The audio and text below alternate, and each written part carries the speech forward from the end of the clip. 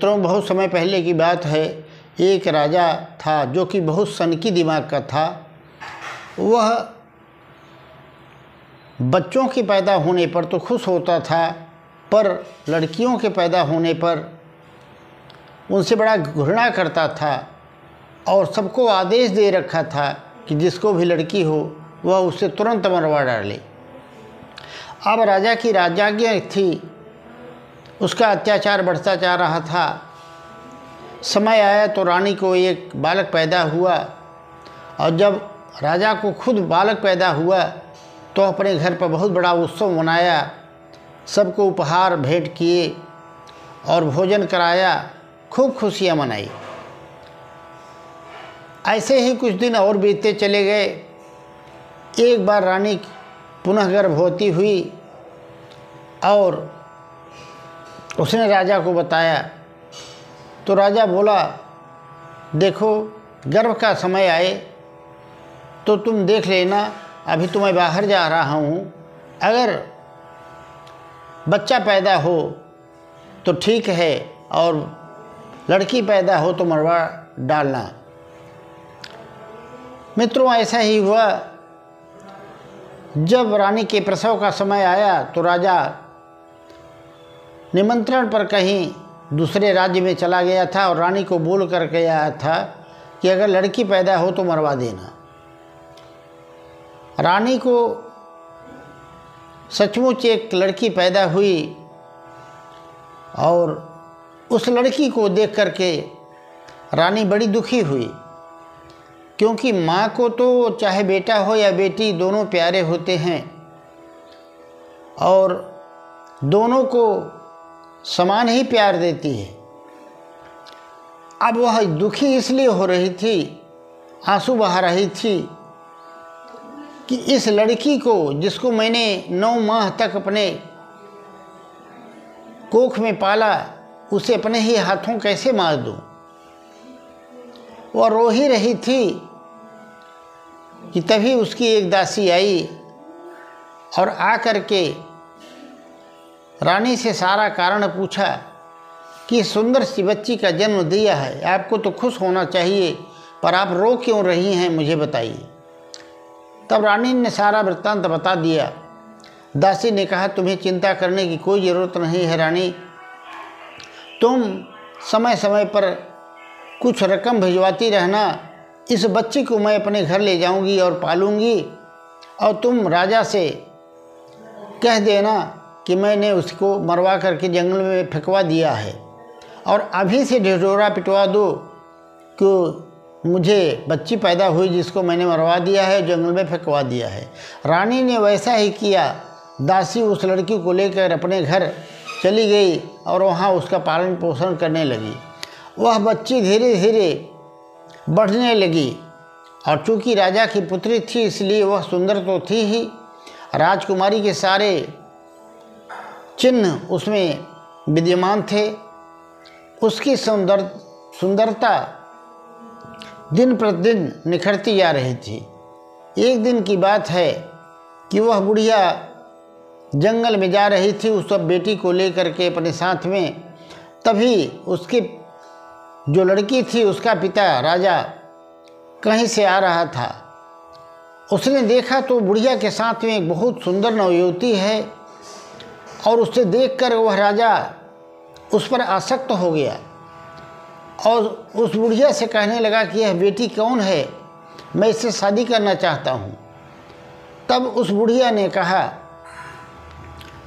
यह मेरी बेटी की बेटी है और मैं इसकी शादी आपसे नहीं कर सकती। बुढ़िया मन ही मन यह सोच रही थी कि यह कैसा अनर्थ होने जा रहा है, एक पिता के साथ पुत्री का विवाह कैसे हो सकता है, और मैं तो सीधे ही नरक में जाऊंगी, क्योंकि मैं जानती हूँ। अब राजा अपने घर चला गया, महल पर जा कर के अपने दूतों को भेजने लगा, और जा कर के वो लोग बुढ़िया को मनाने लगे। कुछ दिन के बाद फिर आए, डराए धमकाए, अनेक प्रकार से कोशिश की, पर वह बुढ़िया नहीं मानी। अंत में राजा ने उस बुढ़िया को बुलवा लिया, उसको अपने महल में खूब पिटवाया। पिटवाने के बाद जब उससे सहन नहीं हुआ तो बुढ़िया ने सारा भेद बता दिया। अब जब राजा जान गया कि हमारी पुत्री है तो राजा का क्रोध और बढ़ गया और उसने अपने बड़े बेटे को बुलाया। बुला करके कहा, इसे ले जाओ जंगल में, मार करके इसकी आंखें ले आकर के मुझे दो। अब वह राजकुमार अपनी बहन को लेकर के जंगल में गया। जंगल में जाने के बाद वह मन ही मन सोच रहा था, अपनी ही सगई बहन को मैं कैसे मारूंगा। उसे बड़ा दुख हो रहा था। उसकी बहन ने कहा, भैया तुम मुझे मार दो, नहीं तो राजा तुम्हें मार डालेंगे।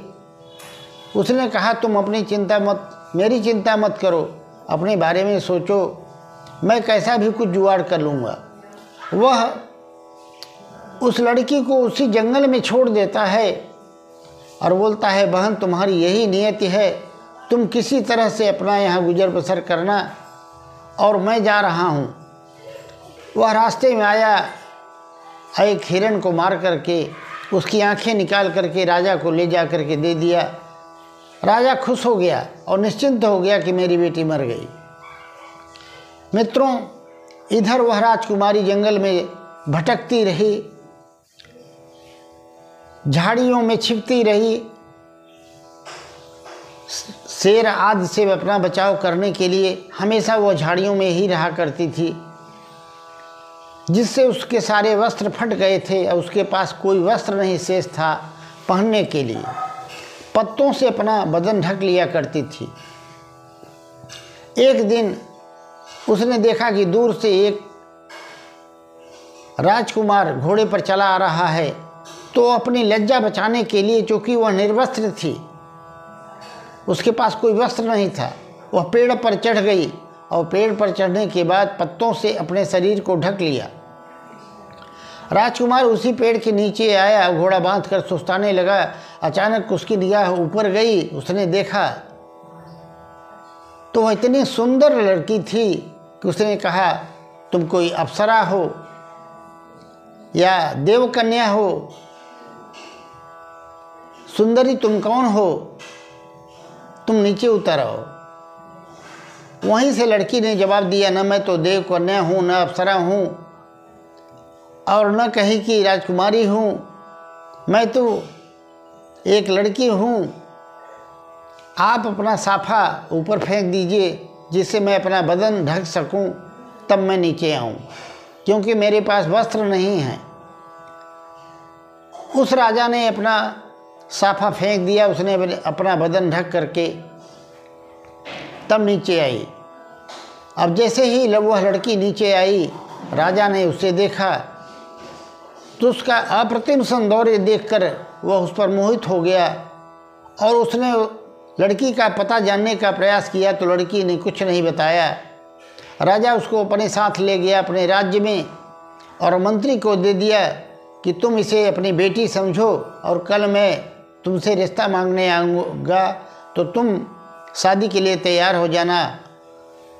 और वह राजा दूसरे दिन मंत्री के पास गया और धूमधाम से मंत्री ने उस राजकुमारी का विवाह राजा से करवा दिया। समय बीतता गया, रानी को एक पुत्र हुआ। राजा धूमधाम से खुशियां मनाया। इस बार भी उसने प्रयास किया कि तुम अपना पता बताओ, कहाँ की हो, तुम्हारे पिता कौन हैं, माता पिता कौन के बारे में बताओ। पर वह लड़की हमेशा चुप रहती, कभी कुछ नहीं बताती। ऐसा कई बार हुआ परंतु वह कभी नहीं बताई।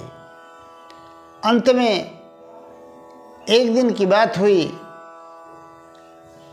कि उस राजा ने अपने 5वें पुत्र के होने पर बहुत बड़ी खुशी मनाई और दूर दूर के राजाओं को निमंत्रण भेजा, जिनमें उस राजकुमारी का पिता भी आया जिसने उसको मार डालने का आदेश दिया था।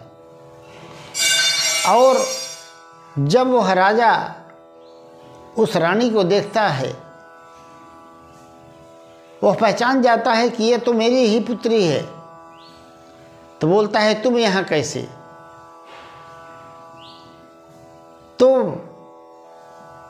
उसकी पुत्री ने अपने पति से सारा भेद बता दिया। तब धिक्कारते हुए उस रानी के पति ने, राजा ने, उसके पिता को डांटते हुए कहा, राजन तुम कितना बड़ा घोर अपराध कर रहे हो और कर चुके हो। क्या तुम ये नहीं जानते कि जिस घर में लड़की नहीं होती वह घर पवित्र नहीं होता, और जिस घर में लड़की नहीं होती तो उस घर में कन्यादान नहीं होता, जो कि सभी दानों में महादान कहा जाता है। तुम्हारी बुद्धि कहाँ चली गई थी? तुम तो महान क्रूर, निर्दयी और पापी हो। ये सब बातें सुनकर के वह राजा लज्जित हो गया, सिर झुका लिया, और सिर झुकाने के बाद उस राजा से कहा, आप मुझे माफ़ कर दें। उस राजा ने कहा, तुमने घोर पाप किया है, और क्या तुम ये भूल गए हो कि अगर बेटा भाग्य होता है तो बेटी विधाता होती है, बेटा तन होता है तो बेटी मन होती है, और बेटा गीत है तो बेटी संगीत है। ये सब बातें क्या तुम भूल गए थे? बेटी के घर के बगैर घर सदैव अपवित्र होता है। जिस घर में बेटी नहीं होती वह कभी भी पवित्र नहीं होता। राजा ने अपनी भूल स्वीकार की और राजा से माफ़ी मांगी और अपना विचार बदल दिया, और फिर अपने राज्य में आकर के अपनी घोषणा वापस लिया और सबको छूट दे दिया कि विधाता जिसको बेटा दे तो उससे स्वीकार करो, और जिसे बेटी दे उसे स्वीकार करो। मेरा किसी के ऊपर कोई आदेश नहीं है। मित्रों, इस कहानी से आपको कौन सी शिक्षा मिलती है कमेंट करके अवश्य बताइएगा। राधे राधे, जय श्री कृष्ण।